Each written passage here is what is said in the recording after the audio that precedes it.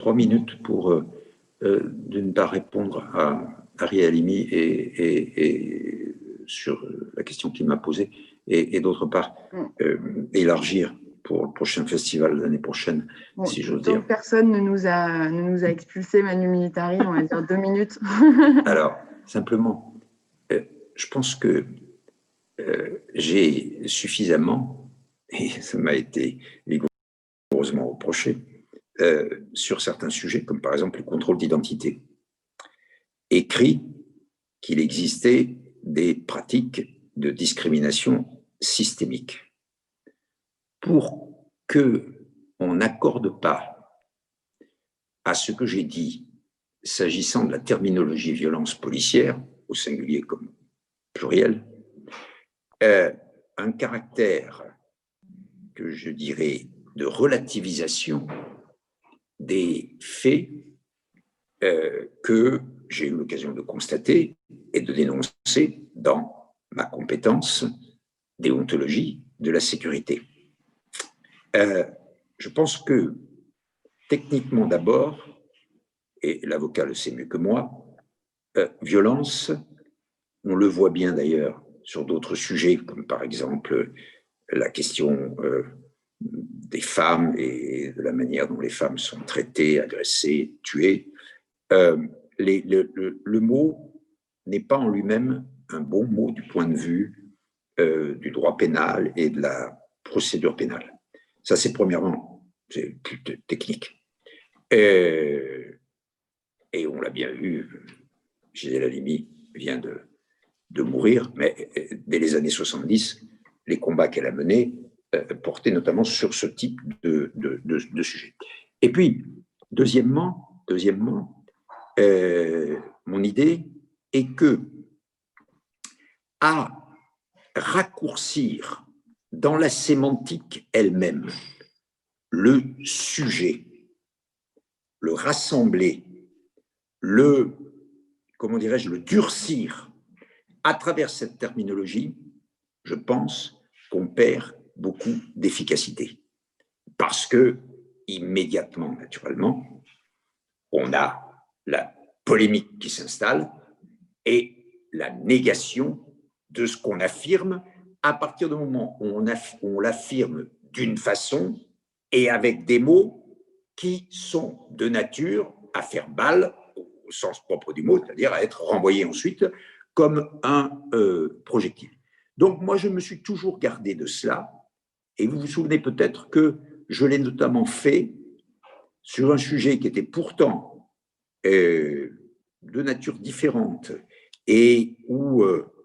les constatations que nous avions faites étaient extrêmement circonstanciées et n'ont pas été discutées d'ailleurs à ce moment-là. C'est mon premier rapport d'octobre 2015 sur les camps à Calais, les camps de migrants à Calais, et notamment le chapitre dans ce rapport qui était sur le comportement des forces de l'ordre à l'égard des migrants. Voilà, donc c'est simplement pour répondre à Arié et pour dire que le sujet me paraît être très, très central. Les méthodes du maintien de l'ordre, l'application de la loi par ceux qui disposent de la violence légitime pour pouvoir l'appliquer, c'est-à-dire les forces de sécurité et les forces de l'ordre, est un sujet aujourd'hui dans notre société tout à fait essentiel, et que, voilà, je pense qu'on peut le traiter et le traiter efficacement, comme moi j'ai essayé de le faire avec les pouvoirs qui étaient les miens, en utilisant un vocabulaire différent. Sur les pouvoirs qui étaient les miens, je dis avec simplement un sourire, prenez le défenseur des droits avec sa compétence déontologie de la sécurité, c'est-à-dire qui comporte l'application de tous les textes généraux ou particuliers sur la déontologie des forces de l'ordre, qui concernent toutes les forces de l'ordre, des douaniers aux vigiles privés en passant par les policiers et les gendarmes. Transformer cette compétence en une institution indépendante avec les pouvoirs et les moyens nécessaires, vous avez la nouvelle IGPN indépendante Et je pense que c'est sûrement une des réflexions qu'il faut faire, c'est faut-il maintenir à l'intérieur du défenseur des droits une compétence déontologie de la sécurité sur laquelle il est amené à prendre des positions, c'est-à-dire à traiter des dossiers et à dire des choses extrêmement précises et extrêmement fortes, mais dont on se rend compte ensuite qu'elles n'ont pas, pour l'essentiel, de suivi et de réponse, puisqu'elles s'adressent à des autorités qui ont exactement la vision inverse, c'est-à-dire qui nient systématiquement ce que le défenseur des droits a constaté. Un des plus beaux exemples, naturellement, et qui concerne l'IGPN, mais qui concerne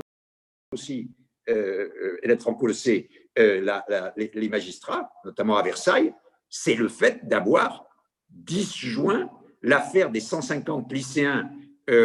qui ont été agenouillés et dont on a dit, en gros, circuler,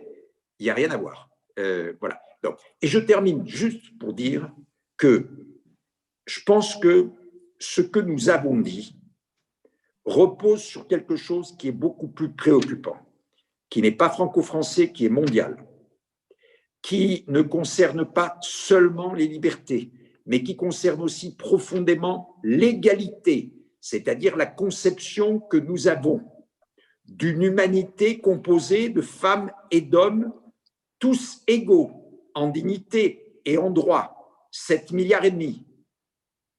C'est la montée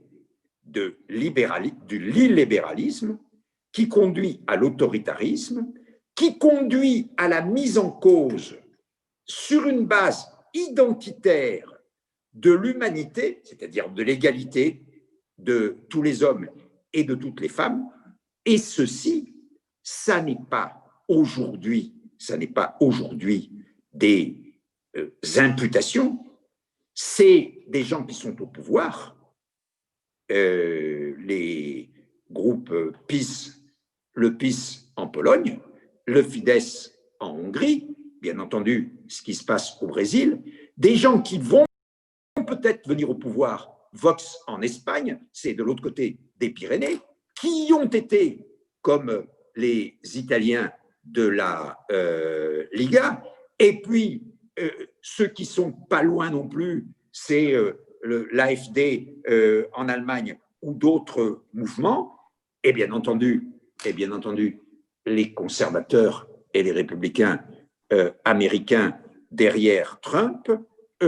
Moi, je suis extrêmement préoccupé, au-delà de ce que nous venons de dire, nous, sur les libertés, sur le fait que